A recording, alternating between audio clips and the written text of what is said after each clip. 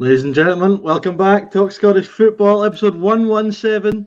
We're one off 118, which will be a big one for you, Ryan, obviously. I'm annoyed because I thought it was going to be poetic today. I thought it was going to be episode 118 before the cup final. I thought that was maybe going to be a wee bit of something to show for us, but we've gubbed it. Yeah. And it's a big episode. We've obviously got the cup final on the weekend.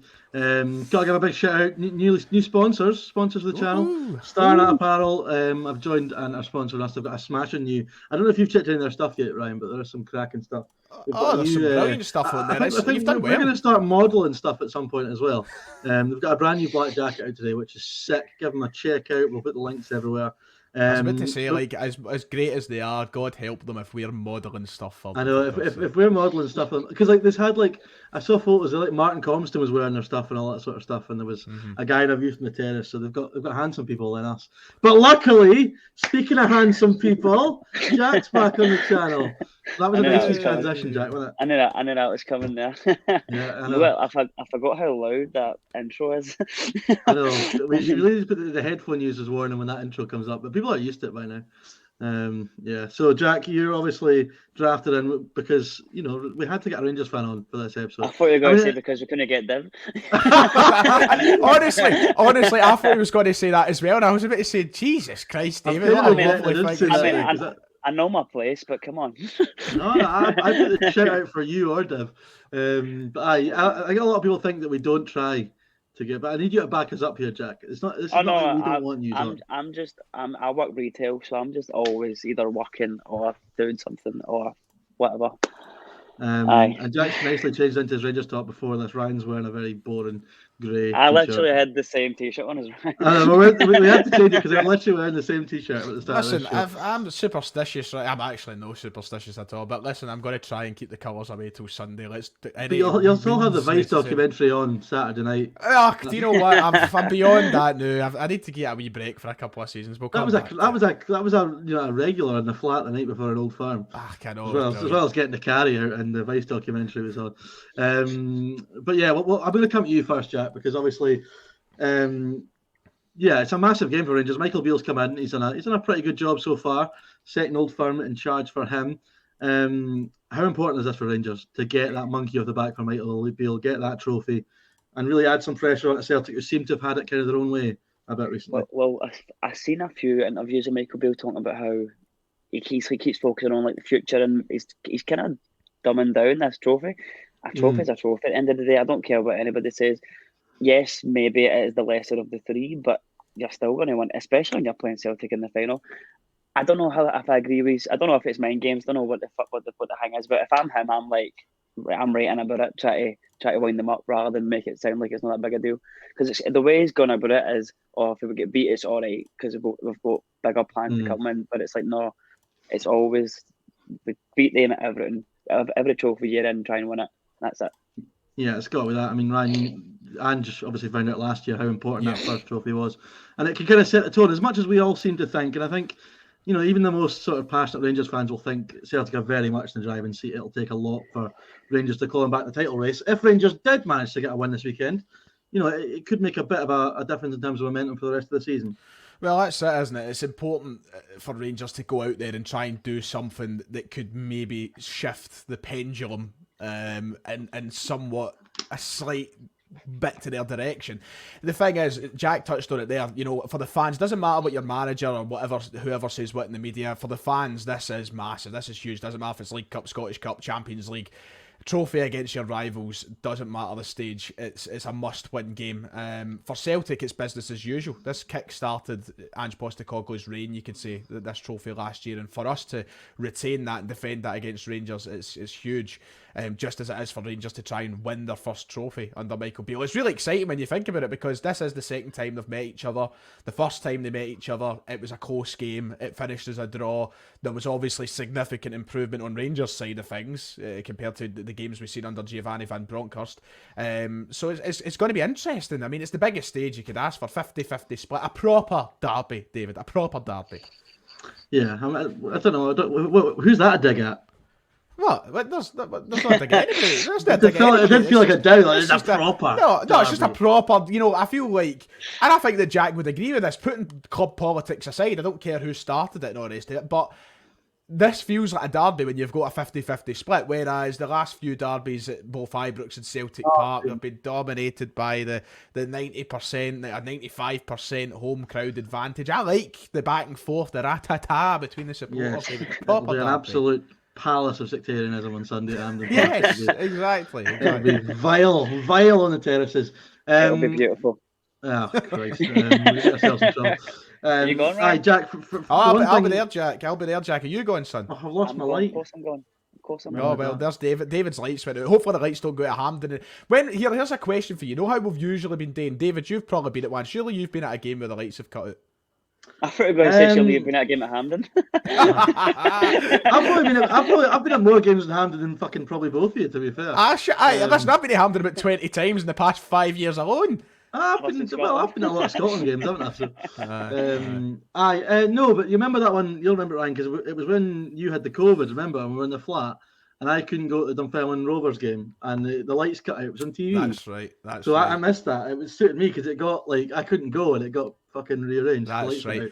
But back to Jack's point very quickly. I'll be there. Jack, are you going? And I'm going, Sunday? yes. Oh well, I'll make sure to scout you out for across the stadium. Do you know what's annoying, right? So see the way tickets work with Rangers, the emails all get sent out gradually, and by the time my email got sent, I was after the original ones. All the tickets for the side stands were took. So I'm obviously you're the opposite side, but I'm calling my flag up. I'm like.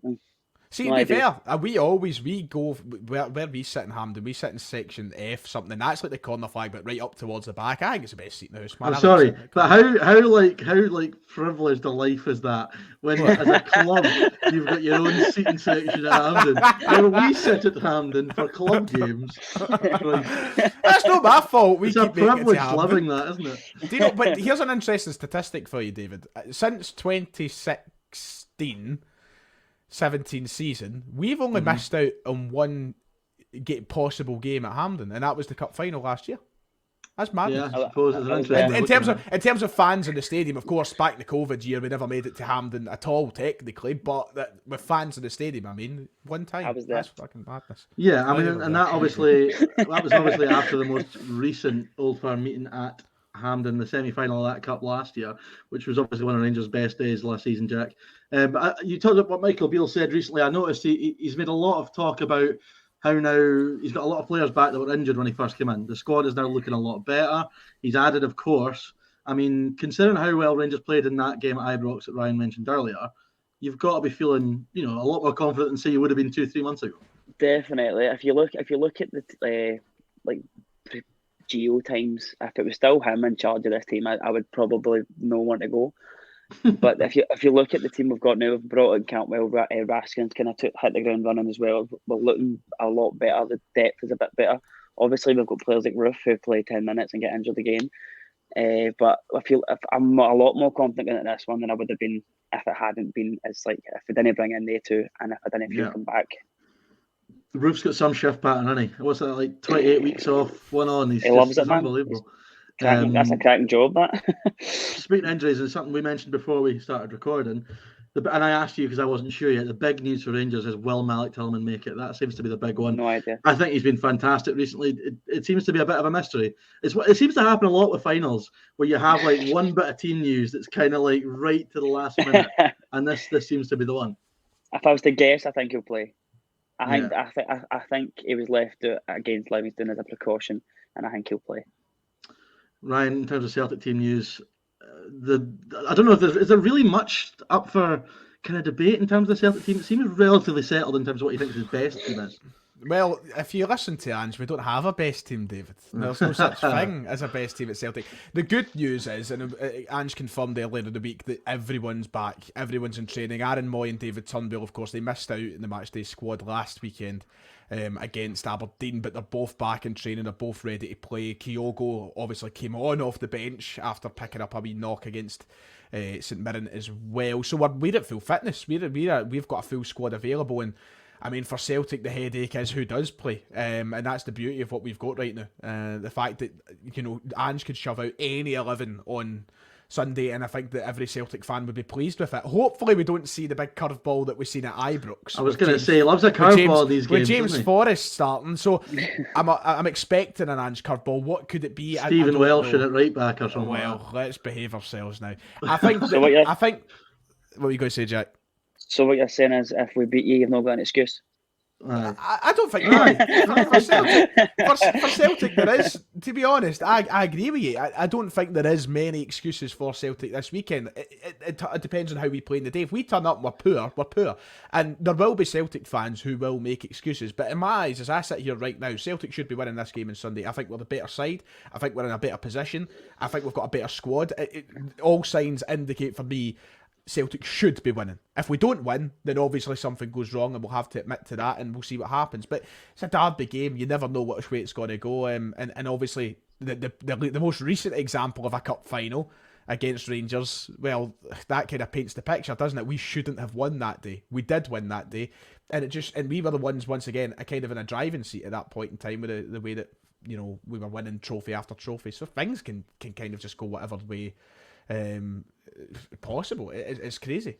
It does feel like a lot more well balanced. I mean, going into, I agree with Ryan. I think Celtic are the favourites, and I think, listen, it's hard to argue with that, Celtic being the favourites, but it's certainly a lot more balanced now than it would have been a few months ago. And Rangers have got options. I mean, if you'd have said, I mean, I don't know, I can't even remember what the Rangers team was in that game on the second, but I'd imagine there wasn't really much choice in terms of who they had on the bench. Whereas now they've got a whole host of options they could throw in. So for Michael Beale, there's multiple ways he can go.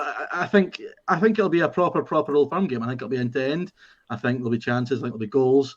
But Jack, for you, is there one man in that team for Rangers you think is going to be the man? Could be the man? So it's a hard one because I love Tillman, but I don't. In terms of this fixture, I don't think that he's the man I'm going to be relying on.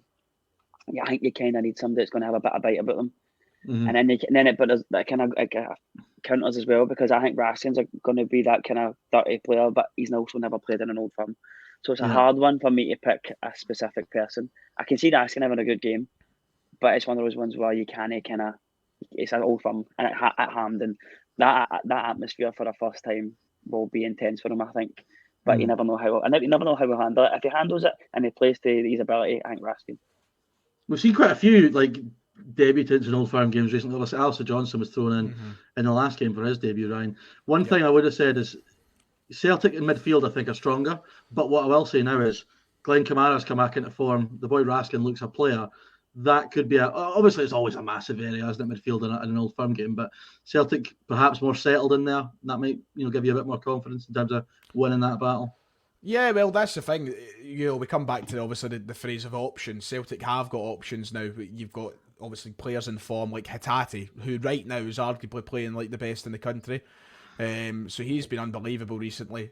McGregor's obviously McGregor, and then you've got the options at O'Reilly, Moy. We've brought in a new boy. It's got to be Moy, though, isn't it? It's got to be Moy. I wouldn't be so sure. I must really? admit, I wouldn't be so sure. If I was to pick my start, and I'm going to probably talk about it in my channel tomorrow, so it's a bit of a spoiler, I think O'Reilly's going to start. Is that what you think or what you want? Both, maybe. Really? Wow. Okay. Maybe. That's and surprising. I'll give you my justification why. Moy is fucking fantastic. I love him, brilliant. But I just feel like with him missing out last week, coming back from an injury, O'Reilly playing and coming back into a wee bit of form as well. Because O'Reilly was under a lot of criticism recently. He's been kind of out of form. He was maybe the one player who was getting a little bit more stick than the rest. But he's came back in, he got his goal against St Mirren, he looked decent last week as well.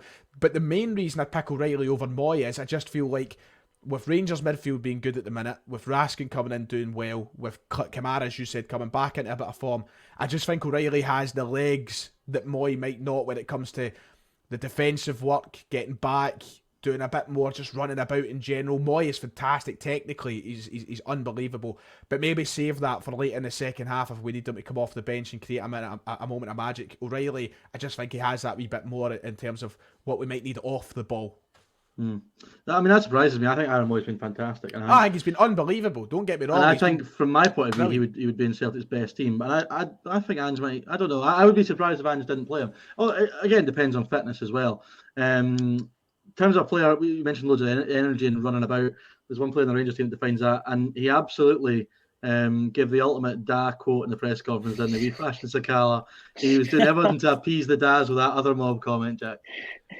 That's brilliant, man. It's seeing you actually think about that comment. He's from Zambia. I know, it's so wild. Like, he's literally like, and there's so you're over here and you become that entrenched in it so quickly. You know what to say to make people happy. You can pure tell that that's what people have been calling Celtic in the dressing room, and he's just thought that's normal. That's like what Ryan Jack and Scott Arfield are calling him, and he's just gone with it. But so I have to say, like, in the last Old Firm game, he was very, very good, and he's a player who I wasn't. I think I said on here before I thought he was shite, and he's actually turned out all right this season. Sakala was almost going to be the player I said for your previous question, but he's also that player that could be dreadful. I'm on the fence with him. I don't think he's amazing, but I think he's got moments in him. And 9 times out of 10, sometimes I'm thinking maybe he didn't even mean what he done. But if it pays off, it pays off. But he's got the pace. He can pretty much pace anybody, maybe bar a couple. But if you've got that, and see if he just kept his head up and like focused on controlling the ball and actually focused on where his ball's gone, it would be brilliant. But a lot of the time, it just seems like he gets the ball, whacks it, and thinks I'm going to catch that, and it ends up in Rose Ed. Yeah. But he played well against Celtic last time, so if we can mirror that, then we'll be laughing. Let's move on to how we think the game's going to go.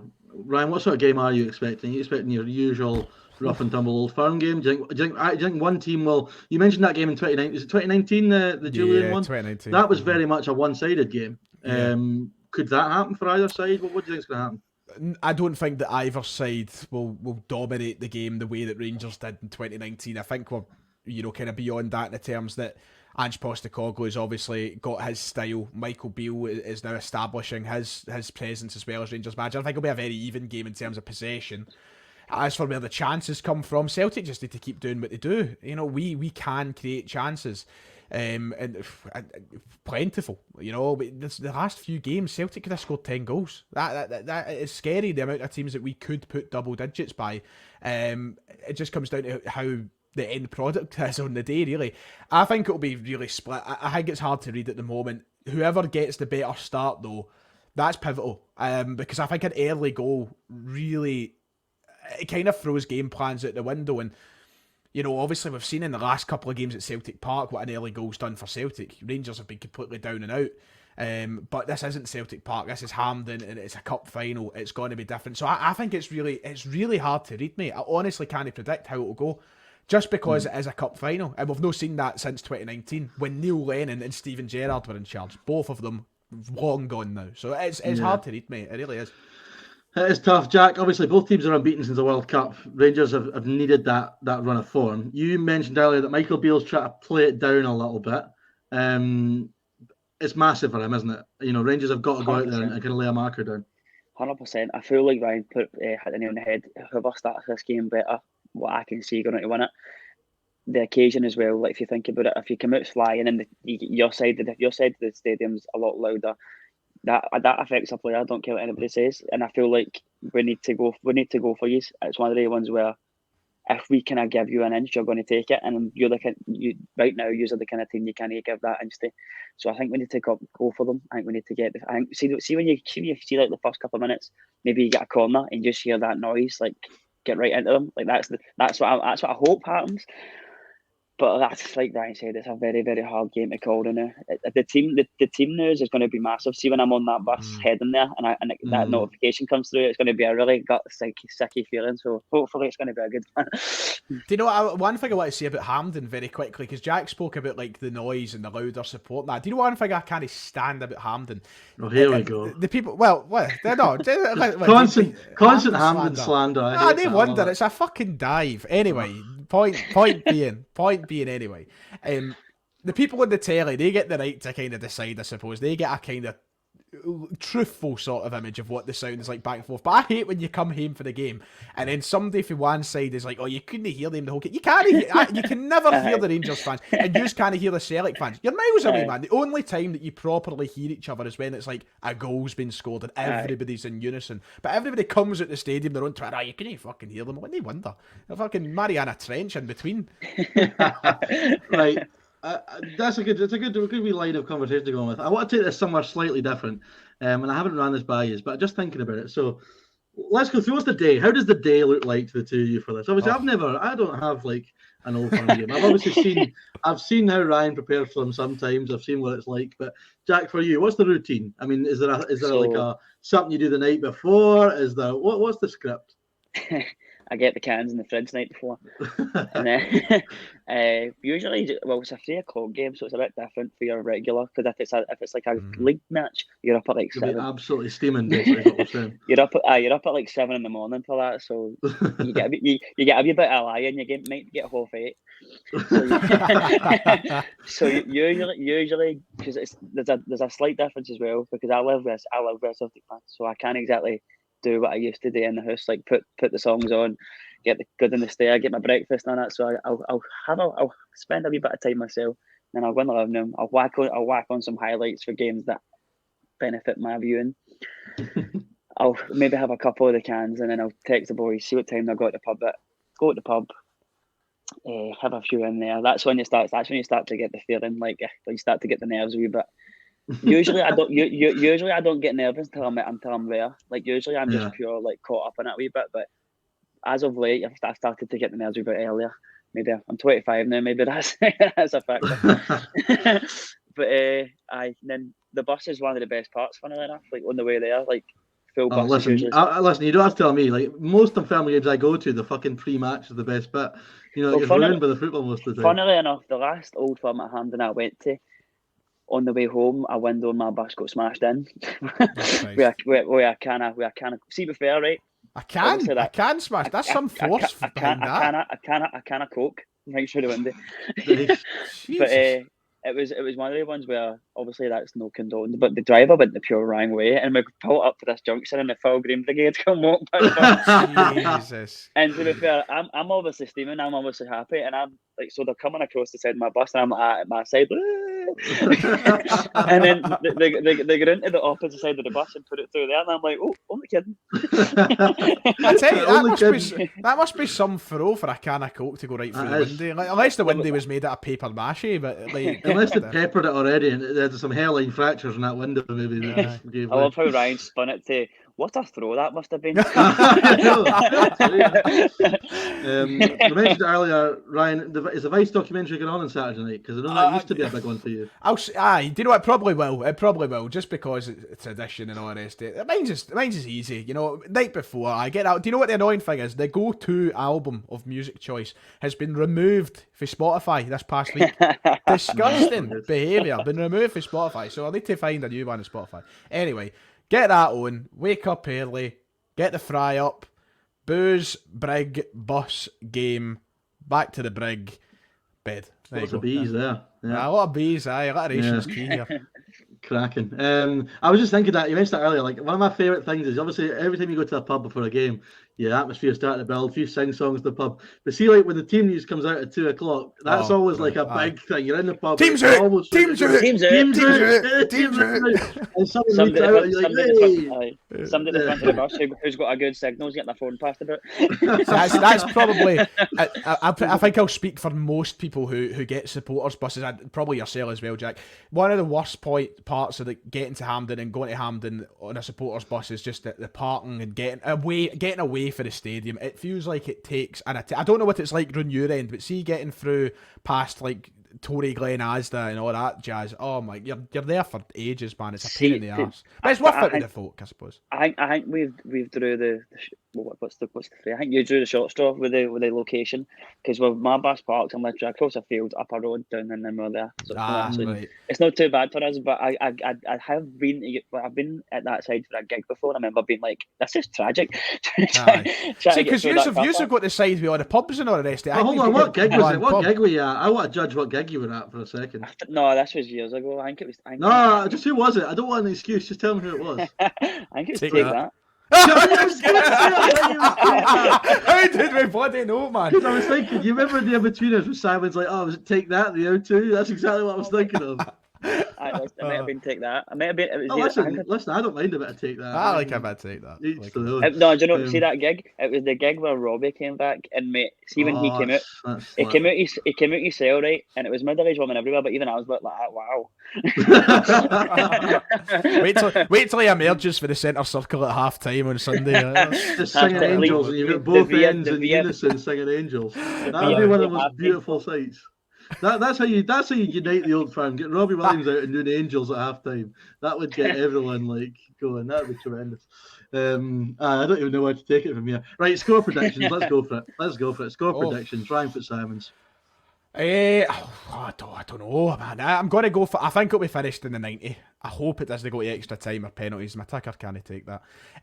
So I'm going to go. Do you know what? I'm going to go 3-1. Celtic. 3-1. 3-1. There you go. All right. Yeah. Jack, on you go.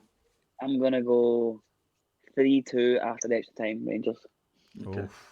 Don't I say think that, both man. teams. I think. I hope I'm wrong. But I just hope both teams have fun. Personally, I don't. You know, God. I don't know. I listen. I think Celtic will win it. I thought you were going to get the whole. I just hope both teams lose approach. Oh well, I could go with that. I should have gone with that. No, genuinely, I think Celtic will win it, but I think it will be very, very, very close. I can't see. I think the gap is closed. I hope Ryan gets home before me. No, yeah. God. To be fair, Jack, even if you lose, there's still a decent chance of that. Like I wouldn't, you know. Although some of the best parties it could be after you lose, can't they? Oh mate, I'm right. I see that's one thing about like after the Old Firm especially. I kind of did go to the pub after that, like kidding on, but alright, I need to get him. I'm the exact opposite. I've watched us. When we had the flat, like the best. Every time I would always, if Celtic lost, I knew fine well I was going home to a gaff, like guaranteed. If they won, it was never a shoot. But I think Celtic are going to win. I'm going to go just. I think it'll be 2-1. But I think it'll be very close. I think it'll be a really good game. I am actually looking forward to it a lot. 3 o'clock kickoff's pretty good as well. It's clashing with the rugby though, which is a bit of a pain in the arse. I'm gonna get slaughtered for that, but you know, I don't mind. I like watching Scotland. When you start and talk Scottish rugby, then I'd watch Scotland fucking play anything. I don't care. You know. I was working during the Scotland England game. Didn't even know what was happening. And I got on the bus, looked at my phone and seen Twitter, so I just retweeted it like, yeah, I heard that. no idea what like. So that's that, right? We'll just clear. We'll quickly move on to some other bits and pieces that have happened in the Scottish football world this week. Stuart Kettlewell's got the Motherwell job, Ryan. We thought that. Well, I thought he should got it. It was 2 great results, St Mirren and Hearts. And now all of a sudden, I saw a Motherwell fan tweeting about could they make top 6. Which is mental, considering we all thought they were doomed 3 weeks ago. Well, I mean, realistically, when you look at it, they're 9 points off of Livingston at the minute, but they've played one more game, albeit. So 10 points off St Mirren's probably a better kind of judgment. But can I just bring the tone down for a minute? I trust you. Well, listen, did they not learn from their mistakes? I just don't get a mistake? It could be. It might not be. And fair enough. Yeah, but so could every single managerial appointment. I know. But like they went, Stephen Hamill, right? He took over, had a couple of games, couple of decent results, out the door. It might happen, might not happen with Kettlewell. I just feel like there is an actual, and I said this when Hamill was given the job. It's so predictable in Scottish football for caretaker managers to go in, get a couple of decent results, and they're given the job. And I don't think it succeeds a hell of a lot of the time. We've had it work on a couple of occasions. Callum Davidson's obviously a kind of successful one. He came in, got the job permanently, won 2 cups, brilliant. But you look at a lot of examples all up and down the Scottish football pyramid, and I feel like there's managers just get given a job because it's the easy option. They don't go out and interview potentially better candidates, and then they're back in the same position 6 months later. I hope it's, for Motherwell's sake, I hope that's not the case. He's started off well. It's all about trying to carry that on. He's obviously a young guy as well, so there's a lot of potential there for the future if things do go well. But I just don't know. Weird. I take your point a little bit. See, to counter on that. See if Motherwell don't hire him, go out and look for somebody to get him, and then he's tragic. The argument comes back to, but he got us gone. Yeah, he had the ball rolling. So I think it's a lose as well. Unless they do well. You looked at some of the names that were linked with that job, and I'm not totally convinced any of them were the right. I mean, fucking John Ian Holloway. What about Ian Holloway? I mean, that would have been funny at least. That'd have been brilliant, man. But I mean, generally, apparently, if they were genuinely considering James McPake, I mean, Stuart Kettlewell, we forget. I mean, he did win Ross County promotion from the Championship. He has managed before. It isn't like he's never done it No, before. I think that this one probably makes more sense than maybe. If Aberdeen went and appointed Barry Robson tomorrow, I'd be saying exactly what you're saying. Yeah. Because I think that makes less sense. Because Motherwell, first of all, don't have the money to be going out there and trying to headhunt someone or whatever. Aberdeen, are more, they need to get that right, and that would be lazy if they did go for Barry Robson. So I take your point a little bit, but I mean, two great results. St Mirren and Hearts both flying to beat both of them. Now Motherwell actually look like they've got a chance. And I'm going to use this to segue on to Dundee United. I don't know if any of you saw what was said in their AGM yesterday, but it was one of the funniest things ever. Basically, the owner, Mark Ogren, is basically saying everything's fine. Don't panic, everything's fine. But the funniest thing was, he says if they get relegated, it's fine because they'll bounce straight back up. They spent 4 seasons in the Championship, not so long ago. I don't know what planet that guy's living on. Well, Mark Ogren, he said there's no plans to make immediate changes within the staffing in a minute. That obviously spans not just with the manager, but with the sporting director, I believe, as well. No immediate plans. Fox has came out and said he realises he's vulnerable. He needs to start winning games. It just sounds like the entire camp at Dundee United have no clue what's going on. I just feel like it's a mess from head to toe there at the minute. Yeah, and it's an interesting one, Jack, because I think Dundee United obviously came back up a couple of years ago. They did all right. I mean, Tam Courts did a good job. They got to Europe, and then at the start of the season, I think we all thought they'd be really up there for top 6. There's a real chance they could go down now. I think we've done like a prediction for the table, and I had them quite high. I think we all had them high. I had them third. I had them bloody third, man. I thought they were going to do all right, but it's one of the ones. You can never kind of predict how a season going. I thought St Johnstone were going to be quite obviously last, but they're not. So. You still look at their squad. They've got good players all over the park. I know. I actually cannot understand it. It doesn't make much sense to me at all. But yeah, I mean, it just shows how quickly. And this is something we've mentioned recently, Ryan. It feels like every top team in Scotland out with the Old Firm, whether it be Aberdeen, Hibs, Hearts, Dundee United, have had some sort of catastrophe in the last couple of years. None of them can actually get their shit together. I feel like it's maybe something to do with the post-COVID era. I don't know. I just feel even like Hearts, man. Hearts fans are losing their head after one bad result. I don't know what it is. It's madness. I just feel like, but a real and do you know what? I don't want to sound entitled, and I don't want to. And this isn't just a Celtic thing. Rangers have had some great success over the last couple of years as well. Of course, a Europa League final, Scottish Cup. Is it maybe kind of enhanced or exaggerated with how successful both Celtic and Rangers have been? Celtic have dominated domestically and they've been winning everything and turning teams over. Rangers going around to the Europa League final. Now, obviously, other teams in Scotland aren't going to kind of replicate that success. They're not going to get to European finals and start turning teams over.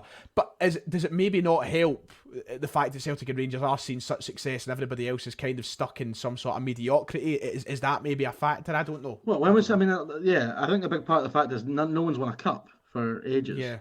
Like out with Celtic, the ones won a cup for Rangers. Rangers obviously won the last one last year, but I mean, when was the last time? Was it St Johnstone during COVID? So yeah, but then that was like a pure blip, and it's still, it didn't feel like it probably should have done because of the lack of fans. But before that, you're probably talking Hibs in 2016, I would imagine. So. Yeah, I had to bring that up. I'm sure we'll get some of the questions I put out. I'm sure we'll get one of them. Oh, mate. That's the Scottish Cup. If they better not mention. No, I specifically said Cup final in the tweet. I didn't specify which. Well, we're the holders of that one, so they can slag us if they want. Yeah. So that's that. I mean, the relegation battle will be really, really interesting. I still think Motherwell are in a bit of trouble, but Dundee United don't seem to be helping themselves at all. Ryan, is there anything you want to bring up? Jack's going to... I've got something, Jake. It's one of those, it's not really talk Scottish football, and it's not really a nice subject, but it's John Watson. I know, I was going to come on that. Mate, absolutely. See when I think about being a wee guy, like staying up to watch Match of the Day, like that's... I was one of those ones where I obviously knew who it was, but see when I clicked on it, I had a wee flick through. You forget just how iconic his voice was. Nah, I know. Because he hasn't done that. I mean, he's obviously not worked as much at the top of BBC for a while now. But you're right. You hear the voice. You hear all the little clips going around. It's like my favourite FIFA game ever is FIFA 04, and on that you've got John Watson, Alan McCoy in commentary, and it's just like I played that like every day for a kid. And you watch Match of the Day. He's at first. I seen a really good tweet earlier on, and I would love to credit who put it up, but I can't remember for the life of me. And they made a really good point. The amount of stick commentators and pundits get nowadays. There's not one really there's a couple that get a lot of good praise. Like your Derek Rays, your Peter Drury's, they get a lot of love, right? But to see the outpouring of love and admiration for Motson, it kind of speaks volumes of how good he was, how good and how nice a guy he was. I've been watching Sky Sports News all day with the tributes rolling in from actual professionals and managers and stuff, and nobody has a bad word to say about him. He seems like the most lovely guy, and he's a proper inspiration. David, obviously we've done the same course at college, and in my personal statement I name dropped John Motson. I remember in my personal statement to go to college I said I'd love to go on to do what John Motson done for 50 years at the BBC, and he was just his voice was just brilliant, a brilliant commentator. The thing as well, see, obviously nowadays you've got multiple different channels, loads of different commentators, but in his heyday there wasn't, he was the man. He was the man. Like, if you watched football, you were going to 9 times out of 10 listen to him. Same up here, you'd have like Archie McPherson, for example, was the man you'd listen to. Arthur Montfort was the man you'd listen to. You think about it, like the BBC was pretty much the only two channels that most folk had, that and ITV through years, and he was the main man. He was the BBC's lead voice for 50 years, so he's probably a kind of staple in people's households up and down the country. I think it said something like he commented his 30 plus FA Cup finals. Aye, something like that. Yeah, I was watching back that Gerrard final in 06 and listening to that commentary, but that was unbelievable. Oh, brilliant. The World Cups as well. I mean, I don't know how many World Cups he would have done. I think it was 10 World Cup tournaments or something like that, and then 30 FA Cup finals or something. Yeah, it's absolutely madness. And it's funny because he would have had such an impact on people like our dads and stuff, because he was still. But it had such an effect on us because we all played FIFA with him, we guys, and he was the man. He was the voice of that for so long. Yeah, absolutely. Well, I mean, we probably just, our generation probably just got the tail end of it, really. But I mean, it's like Martin Tyler will be when he retires or whatever, will be the voice for so many people in terms of football in the Premier League or whatever. But yeah, a real shame. He's shite now. But do you know what? Like, not to, it's obviously it's obviously a very sad day and all that. But John Motson, before he retired, he said the reason he retired is because he never wanted to be around long enough for people to say he's lost it. And I'm like, Martin Tyler, take some fucking advice. Listen to Motson, for fuck's sake. It's the funny thing ever is you get that guy who he takes a piss out of Martin Tyler on TikTok, where he's basically his face expresses as if he's raging all the time. But yeah, no, that was really sad news. Great guy, great voice of football. Sad, been quite a bit of sad news because Ron Gordon, of course, Hibs owner, passed away as well, which is another really bit of sad news. I mean, you just think. And it puts into perspective because obviously Hibs in the last few years have had, they've had their sticky patches and people would have criticised him and all the rest of it. But when you see the stories come out of things that people actually do, sometimes you just think, Christ, things are never actually as bad as with football fans, things are never as bad as we make them out to be. Lots of great stories coming out from stuff he'd done at Hibs. So, and Dave Cormack's not well as well. So there's loads of bad news just now. Open heart surgery Dave Cormack's set to have. I don't know if he's had it yet or not. So hopefully he gets on the mend soon. But I think that absolutely makes sense for Alan Burrows going in there. That might, it's perfect timing, I suppose, for Aberdeen in terms of that. Let's move on. Obviously, I don't know if I've got many replies to this. We'll start with you lot.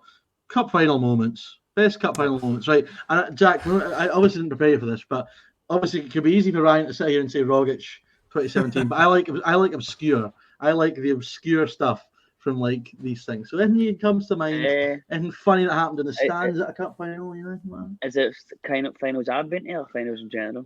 Just in general, it could be in just cup finals. Well, one of my favourite moment I've been to was when Jelavic scored when it rolled along the line. That was the League Cup final, wasn't it? Yeah. I just remember because I think I had the worst seat in the planet. I was like triple C behind the goals, and I think I was like the second last row behind, and I was a wee guy obviously, so I stood in my chair, and the guy told me behind me, "Can you not stand in a chair?" And I was like, "Mate, I'm literally up the road. I may as well watching the telly." And I don't even remember seeing in the goal. I just remember seeing the ball go up the park, and then everybody just people grabbing, flinging, everything. That's probably my favourite that I've been to. Favourite cup final moment in general. Yeah, I mean, there's loads. I'll come back to you, Ryan. Hit me with something. You could just talk about wee memories for cup finals in general. just I've got a wee tale, just a short tale. Nice. One of my favourite memories was the Scottish Cup final 2019. We played Hearts. Of course, we came from behind 1-0 down, ended up winning 2-1. And me and Kieran Auld, we went together, but Kieran never had a ticket for the game. He wasn't balloted, so we got to the turnstile and we're like what we got to do here? What's the plan of action? This was back when Hampden was still manned. Like, there wasn't the automated machine sort of thing. It was still manned. So doubling up's a piece of piss nowadays. So we try to double up or whatever. Wasn't going to work? And I said, right, I've got an idea. I'll take a £20 note and I'll fold up my ticket and put it inside the £20 note, and I'll come down and I'll hand you it through the fence, and I'll say to the police, I'm giving you a line of 20 quid. So I get in and I run down to the fence, and the police are standing there. They see me holding this £20. Oh, what's going on here? And I'm like, oh, I'm giving my cousin £20 to get his drinks and all the rest of it. Oh, that's fine. So I give him the £20 with the ticket inside it. So Kieran takes it to the turnstile. But obviously, it's already been tore. It's already been used. So Kieran's like, my wee cousin ripped it. And the guy's just no having it behind the desk. So Kieran slips him 20 quid, gets into Hampden, front row, they're all there. And, did they get in? He got in. The guy took 20 quid off him, let him through the gate. So Fantastic. Bring back the manned turnstiles, please. Thanks very much. Yeah. Can I have? I don't know. I don't know what final you've been to, Ryan. Hold on, bear with me. I grab something. Oh, he's grabbing something. Oh, we're getting props for this. We're getting props here. Oh, wow. He's really putting effort into this. I wonder. I'm trying to think because he's asking. Right, okay, he's back. Right. Let's see. So, you've obviously got a ticket for this cup final. You know what it looks like. This is a cup final ticket for the 2011 one, right? Look at that. Aye. That is a belter. Aye, you look at the one for this year, and it's a white ticket with just the Viaplay. What? Look at that, man! That's the way it's going in general in terms of because I used to collect tickets and stuff, but there's no point anymore. Because I can't remember the last time I actually got a ticket for a game. It's all QR codes on my phone now. I was wrong. I was triple D. I was wrong. Oh, look at that! Price £10. You don't get that nowadays either. Price that was a child's brief, was it not? Though? Oh, still. Still. I think it's like 25 quid for a child. Aye. Madness, it's not great at all. I've got a few. Well, I don't know how many we've got on Twitter. One guy, Adam MCL123, just said the 2013 League Cup final. Now I had to Google which League Cup final this was to remember, so I'm just going to quiz you both. Can either of you remember which? No idea. 2013 League Cup. 2013 final. League Cup final. Is that when St Mirren won it? It is when St Mirren won. Well done, Ryan. Yeah, St Mirren 3, Hearts 2. Connor Newton, if you remember him, scored the goal. That was Daniel Lennon winning the cup for St Mirren, right. and now he's just been sacked off Clyde. I mean, that was back when he had a short back and sides too, not that mental grey mullet he ended up with. So I'll jump onto Twitter just in terms of cup final moments for me. What do you mean? I mean, there was the film in Celtic won in 2007. My favourite moment for that. We had this guy Adam Hamill on loan who ended up playing for St Mirren as well. It was Neil Lennon's last game, and we got relegated that year. But to be fair, we were actually really good in the day. Celtic beat us 1-0. But Neil Lennon gets subbed off over the hour, and Adam Hamill picks the ball, chests it, runs at Lennon, loops it over his head, leaves him in his arse and runs past him. And then 20 seconds later, Lennon was subbed off in the final game of his career. So that was quite a nice, wee memorable moment. But we got beaten there. Yeah, it wasn't the final game of his career, his Celtic career. Celtic career, sorry, of course. But that was his big farewell for Celtic. He went stormed in the tunnel as well, but he came back out to lift the trophy in the end. So let's see if we've got anything in person. Anthony Devine says he was there in person. No, he wasn't there in person, but Kyogo's goal versus Hibs. I mean, that's recency bias. Come on. Oh, well, come on now. That's one of the best final goals you've ever seen. Goal against Aberdeen, is it? No, well, I don't bet it's just, it deserves a shout for a favoured moment, doesn't it? That was a cracker. Even his first goal that day, because his Hibs were still celebrating and the smoke was off and bang, Celtic scored straight away. It was brilliant. I'm just reading the quote tweets on this. I'm not even gonna read it out. But there's someone giving you a hell of a stick, Ryan. I mean, you just can't escape it. I'm gonna go. You said me as if anybody knows who I am. Let me see. The quote tweets, you say? Yeah, there's some guys. Was looking for a general Scottish football discussion to listen to as Celtic wins are garbage. Now I see Ryan Stephen F, aka quotations. Ryan, oh, this is Phil! This is Phil Smith, aye, you're Phil. he? Ryan 118 is on another one. I can't escape this racist, it seems. Won't be watching this at all. And very disappointed to learn who's on it. Cheers, Phil. So basically, Phil is somebody. Well, I've came to the conclusion he's not real, right? It's somebody at the back. I came to the conclusion, but back ages ago, there used to be this guy Phil Smith who would jump in on the he would give us Doug's abuse on the podcast for being disrespectful Neds on the Celtic. Oh, right, okay, yeah, and he's carried over onto the live streams. And I think at this point, at first it might have been a real guy who doesn't come out along anymore. And I think somebody's carried the persona over onto all these different platforms. And apparently I'm a racist. Don't know. I commented on it. Oh, did you? I'll have a look at that. I know, I'm nice though. Yeah, see, listen. Right, I'm putting your face in the thumbnail, Jack. We'll get the women along to this show. Yeah. People are going to start thinking I fancy you because I always talk about how Jack makes the podcast far more handsome when he's on it. Have we got anything else we need to cover, boys? I had a quick wee quiz. Yes. To finish us off. It's not your traditional style quiz, but I'm going to take us back to not the last League Cup final between Celtic and Rangers. We're going back to the 20th of March 2011, where Celtic played Rangers, and of course the League Cup final. Jelavic scored after extra time. Yep, there we go. And I wanted to see, between the starting 22 players, how many you could get. We'll start. And you're going to make us go higher or lower, are you? Are you going to make us say, like, I'll name 10, you name... Okay, right, we can if you like then. I like that. Good, higher or lower. What are you going to do? What do you mean?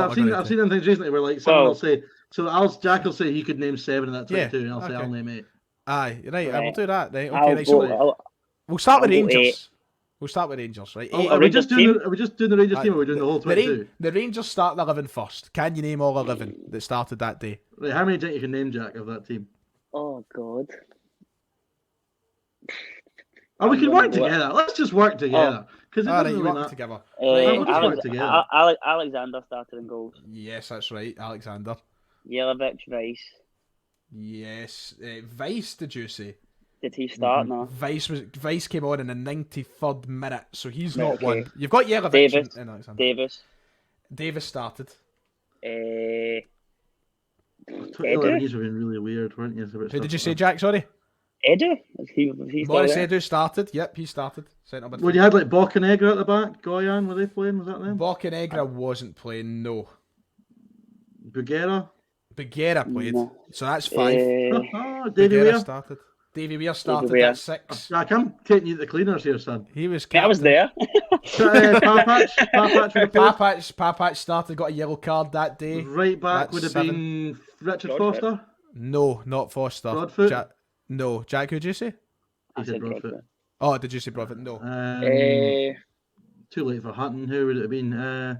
Right back then. You should get this one, David. You should know. Oh, Whittaker. That's 8. You're on 8 out of 11. Who else would have played for Rangers that day? They had someone weird in midfield like Kyle Hutton or Reece McKay. Lafferty played. Kyle Lafferty started. That's 9. You've got 2 more to get, and it's the 2 wingers, the right midfielder and the left midfielder. Oh, Greg Wild. Greg Wild started, and your final player at the right midfield that day. Who would that have been? Who would that have been? Rangers 2011. They didn't play Juve on the right, did they? No, they didn't play Juve on the right. Juve came on in the 117th minute and was booked in the 118th minute. For Rangers in 2011. Oh, wow. Is it something we should get? Yes. Let me think. Barry Mackay, no. 2011, he was like 10-year-old, man. Do you give up? I think I'm going to get that. No. Do you want me to tell you? Go for it, why not? Stephen A. Smith. Stephen A. Smith. So the full squad from back to front was Alexander, Whittaker, Weir, Bugera, Papach, Naismith, Edu, Davis, Wild, Lafferty and Jelavic. And on the bench that day, this was back when you only had 5 players on the bench. The 5 on the bench was McGregor, Vice, Kyle Hutton, David Healy and El Hadj Diouf. There was the bench that day for Rangers. Walter right, Smith, Celtic team. Celtic, how many can you get? I'll get loads. We'll get loads. Come on, we'll get a lot. Was Fraser Forster in goal? Forster in goals, yes. Right. I know. Thomas Izagiri Ronya? played. Thomas Rognia played, yes. Who'd you say, Jack? Izagiri. Izagiri played. He was sent off in the Glenn Loovens? 121st minute. Glenn Lovins, no. Scott Brown, yes. So you're on 4. Hooper. Hooper, yes. 5. Stokes? No. Ledley, who scored. Ledley Samaras? played. Ledley played. That's 6. Samaras, 7. Right back would have been Matt Wilson. Mark Wilson's 8.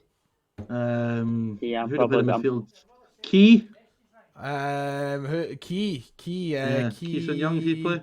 Key Sung Young. No, he was on the bench that day. Kyle would have played. Bayram Kyle did play. Yep, you've got one. Another possession, centre half. We get centre half, Um, don't we?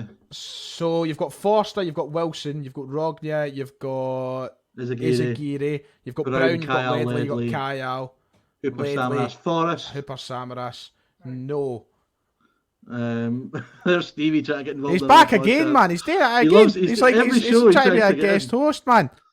Well, right, okay. Other centre half for Celtic that day would have been, oh my god, too early for Kelvin Wilson, isn't it? Too early for him. Who else could have Kelvin played? Wilson, no. So how many have you got so far? I'm too short. I think I'm missing a winger Too and a centre short. half. Do you ski up? No, I need the centre half. It's annoying me. Ronya centre would have half you played should get beside is Charlie Buick. McGrew. Charlie Mulgrew, yes. And the right midfielder. Is it the right midfielder we're missing, I think? Because I got Hooper and Samaras in the midfield 3.